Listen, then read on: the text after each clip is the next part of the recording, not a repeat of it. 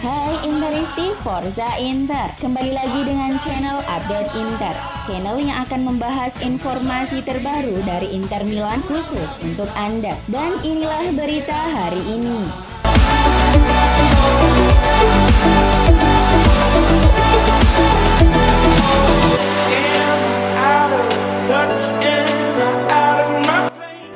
Beberapa pekan lalu Inter di atas angin. Puja-puji terhadap kinerja skuad polesan Simone Inzaghi nyaring terdengar. Pasalnya mereka bukan hanya konsisten mendapatkan kemenangan, tapi juga menampilkan permainan atraktif. Klub berjuluk Nerazzurri itu kini akrab dengan hasil negatif. Dilansir dari Repubblica.com, situasi tersebut berbeda dengan pendekatan La Beniamata era Antonio Conte. Kendati menjuarai Serie A, Inter ala Conte lebih fokus pada aspek bertahan dan melakukan serangan balik. Mereka juga gagal bersaing di Eropa.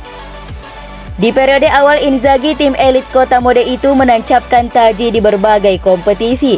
Tapi setelah melewati jeda musim dingin, pasukan biru hitam keteteran. Nerazzurri mulai kehabisan bensin. Edin Dzeko dan rekan-rekan hanya sekali meraih kemenangan dalam 5 partai terakhir. Sisanya Inter merasakan 3 kekalahan dan sekali bermain imbang. Keadaan demikian mengubah banyak hal. Dimulai dari kekalahan dari partai derby kontra AC Milan di pentas Serie A, kenyataan tersebut menunjukkan sang juara bertahan masih bisa digoyang. Setelahnya anak asuh Inzaghi ditahan imbang Napoli. Pada pekan yang sama, Inter turun ke posisi kedua klasmen sementara. Pasalnya beberapa jam setelah duel di kota Naples, AC Milan meraih kemenangan atas Sampdoria. Milan mengambil alih singgasana. Rupanya periode kelam Inter belum berhenti. Pada Kamis dini hari waktu Indonesia Barat, skuad biru hitam dihajar Liverpool di kandang sendiri. Lautaro Martinez dan kawan-kawan menyerah 0-2 dari Liverpool di Stadion Giuseppe Meazza pada leg pertama babak 16 besar Liga Champions. Peluang anak asuh Inzaghi menuju perempat final semakin mengecil.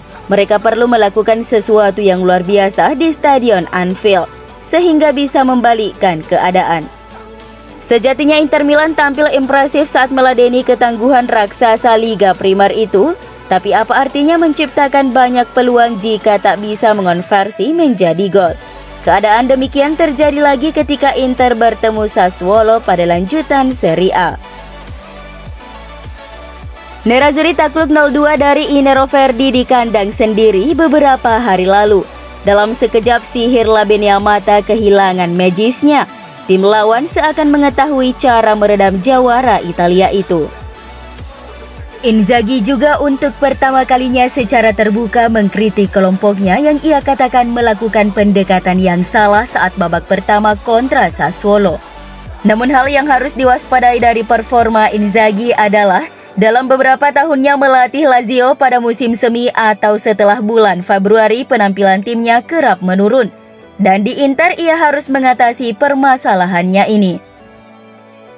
Jadwal berat telah dilalui Inter di bulan Februari, di mana Inter menghadapi 3 tim besar Serie A dalam 2 bulan terakhir, di mana meraih 2 hasil imbang dan 1 kekalahan. Momentum ini harus dimanfaatkan Inter untuk mengejar ketertinggalan 2 poin dari pemuncak klasmen saat ini AC Milan. Di atas kertas, sisa laga Inter hanya Juventus yang bisa mengancam mereka secara nyata.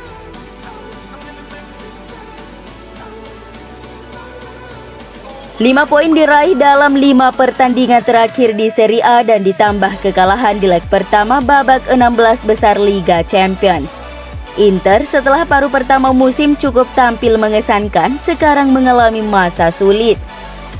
Masalah fisik dan psikologis yang menjadi penyebab menurut Corriere dello Sport via fans Nerazzurri. Hal ini menyangkut semua lini, tak ada alasan yang perlu dijelaskan. Namun reaksilah yang ditunggu.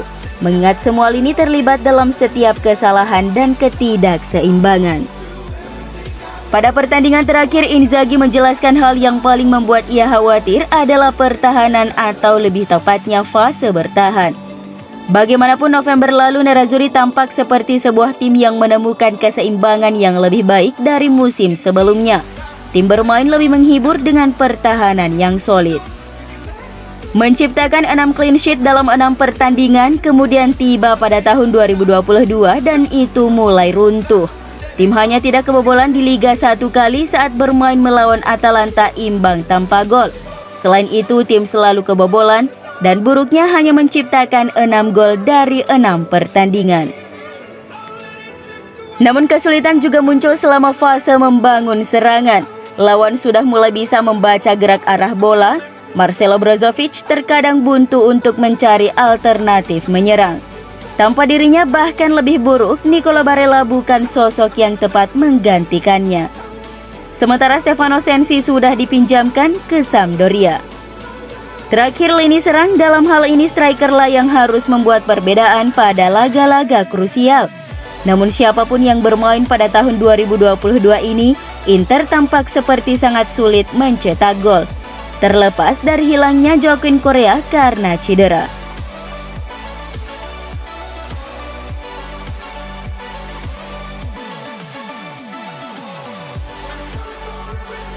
Inter dirumorkan bakal membiarkan Lautaro Martinez pergi di musim panas mendatang asalkan ada tawaran sebesar 70 juta euro. Nantinya dana dari penjualan Lautaro bisa dialihkan untuk membeli beberapa striker baru untuk memperkuat lini serang Nerazzurri pada musim depan. Seperti yang dilaporkan oleh La Gazzetta dello Sport bahwa Inter bisa saja melepas Lautaro Martinez dan Alexis Sanchez demi mendanai perekrutan Jonathan David, Paulo Dybala dan striker muda Sassuolo Gianluca Scamacca. Yang ketiganya menjadi target prioritas mereka pada bursa transfer musim panas mendatang. Spekulasi kepergian Lautaro dari Giuseppe Meazza mulai menyeruak kembali setelah mengalami penurunan performa yang signifikan di sepanjang musim ini, padahal ia baru saja memperbarui kontraknya di klub. Sementara itu, Sanchez juga kemungkinan besar akan dijual untuk mengosongkan ruang dalam anggaran upah dan memberi ruang di lini depan tim Simone Inzaghi.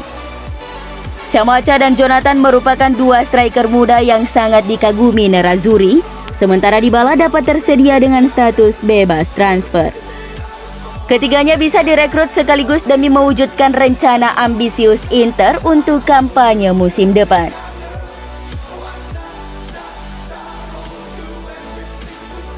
Inter dilaporkan akan bertarung dengan Borussia Dortmund, AC Milan, dan West Ham United untuk mendapatkan tanda tangan pemain Real Madrid Isco Alarcón dengan status bebas transfer.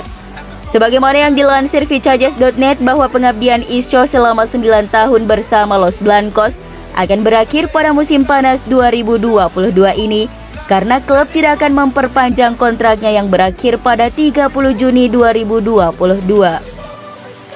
Itu artinya playmaker kelahiran Malaga itu bakal tersedia dengan status bebas transfer pada akhir musim ini dan rombongan agennya sedang mencari tim baru untuk sang pemain. Milano bisa menjadi tujuannya karena Inter disebut-sebut serius menginginkan pemain berusia 29 tahun itu sebagai opsi rotasi potensial bagi gelandang asal Turki Hakan Çalhanoğlu. Seperti yang dilaporkan Tuttosport bahwa keluarga Zhang kembali menolak sebuah tawaran besar untuk mengakuisisi Inter. Dalam laporan tersebut, Zhang telah menolak tawaran sebesar 900 juta euro dari sebuah perusahaan yang berasal dari Amerika Serikat, meski belum dijelaskan perusahaan mana yang terlibat.